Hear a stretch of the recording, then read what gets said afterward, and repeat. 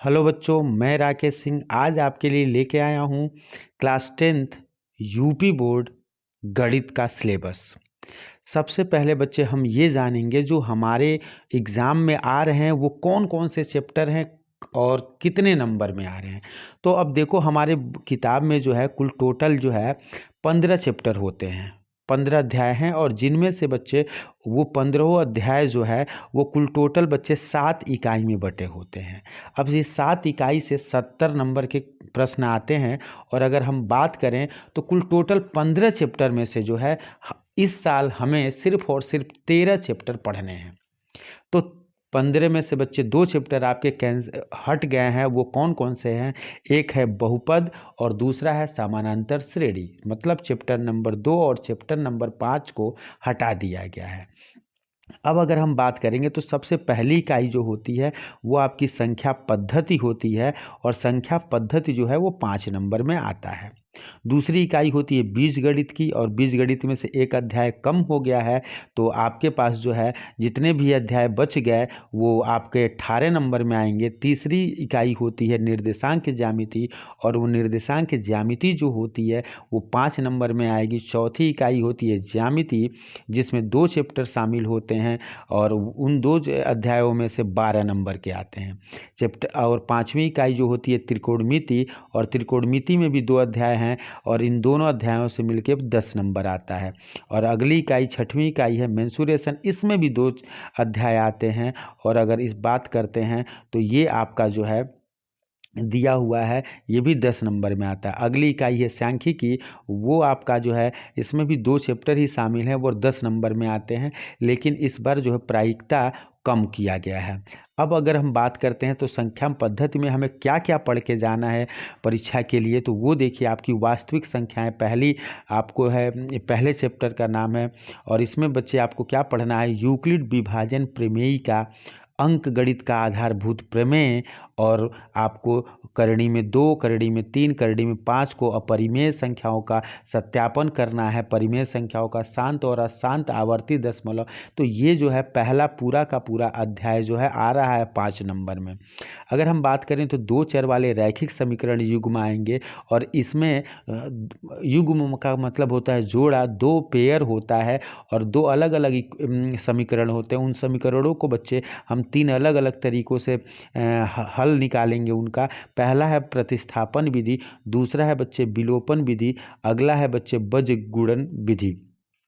इसके बाद अगर हम बात करते हैं तो अगला जो है हमारा इसी बीजगणित इकाई से ही अगला चैप्टर आता है, वो है द्विघात समीकरण। और द्विघात समीकरण में बच्चे आपको दिया हुआ है मानक द्विघात समीकरण, आपको पता है। और इसी में से बच्चे देखो क्या क्या आने वाला है। तो द्विघात समीकरण का आपको मूल निकालना होगा और गुणनखंड विधि से निकालना होगा, पूर्ण वर्ग बनाकर निकालना होगा और इसमें विविधकर निकालना है और मूलों की प्रकृति के बीच के संबंध आपको अच्छे से पता है बच्चे। डी बराबर 0 होता है, डी छोटा होता है 0 से, डी बड़ा होता है 0 से, तो क्या होता है, तो ये बच्चे आएगा।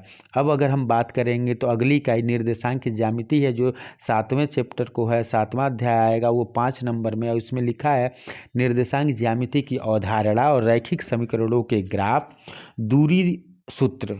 पहला एक्सरसाइज जो है, पहला अध्याय जो है वो दूरी सूत्र पर है, दूसरा अध्याय जो है वो विभाजन सूत्र पे है और तीसरा अध्याय त्रिभुज के क्षेत्रफल पे है।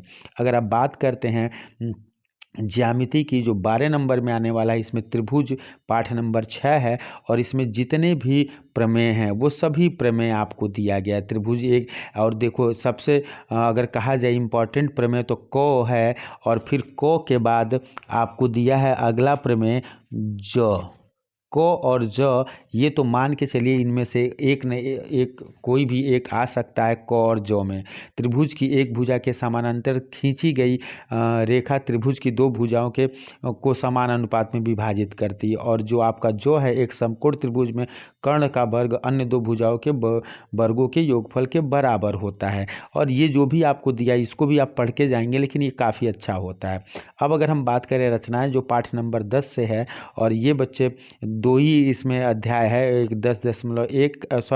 11.1 और 11 जो है वो आपका 2 है। अगर हम बात करें दिए हुए रेखाखंड का, जो पहला ही प्रश्न है, उसके बाद आपको वृत्त जो है अगली एक्सरसाइज 11.2 से है, और एक अगला दिया हुआ है फिर 11.1 से दिए गए त्रिभुज के समरूप त्रिभुज, एक अंतः और बाह्य, ये दोनों होते हैं। बात करते हैं त्रिकोणमिति के लिए, तो इसमें पाठ नंबर 8 और पाठ नंबर 9 आता है। पाठ नंबर 8 के बारे में बात करें तो 8.1, 8.2 और 8.4 ये एक्सरसाइज दिए गए हैं जिनसे क्वेश्चन पूछे जाएंगे।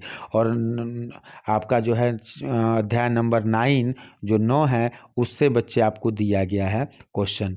अगर हम बात करें इकाई 6 की, तो इकाई 6 में मेंसुरेशन, जो बच्चे आपको पहला होगा 12वां चैप्टर से वृत्तों से संबंधित क्षेत्रफल, ये आपको दिया हुआ है, और दूसरा दिया पृष्ठीय क्षेत्रफल और आयतन, ये है पाठ नंबर 13।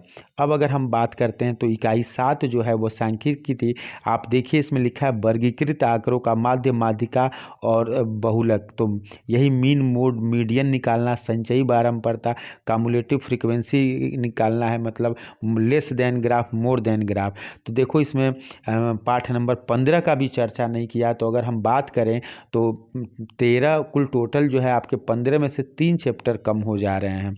अब आगे देखो इसमें लिखा है प्रोजेक्ट कार्य, तो प्रोजेक्ट कार्य आप सब लोगों का बच्चे जमा हो गया होगा। प्रोजेक्ट आपको पता है कि ये 30 नंबर का होता है, और ये आप कर लिए होंगे। तो अब अगर हम बात करते हैं, देखो जो 30% हमारा कम किया गया पाठ्यक्रम, वो बीजगणित है और समानांतर श्रेणी है, और ज्यामिति में वृत्त की आपको ये दिया हुआ है, और त्रिकोणमिति सर्वसमीका में से एक छोटा सा है। इकाई 7 भी आपको दिया हुआ कट गया है।